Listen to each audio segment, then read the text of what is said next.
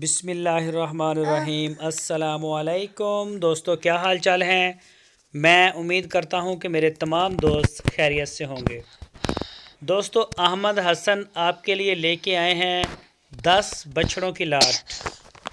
इसमें 3 बछड़े साहिवाल के, 2 इसमें पटेले और 5 चोलस्तानी। टोटल 10 बछड़ों की लाट है। जवान बछड़े हैं, ये कहना है अहमद हसन का। और इन बछड़ों में 2 दांत भी हैं कुछ, और कुछ जो है वो खीरे हैं। और इसी साल कुर्बानी के ऊपर इंशाल्लाह ये तैयार भी हो जाएंगे। तो जो भी दोस्त ख़रीदना चाहते हों वो अहमद हसन के डेरे पे जा सकते हैं। लोकेशन है इसकी हरुणाबाद सिटी, ज़िला बहावल नगर। और जो दोस्त नहीं जा सकते वो पूरे पाकिस्तान में ऑनलाइन होम डिलीवरी करवा सकते हैं अपने घर में, अपने घर बैठ के।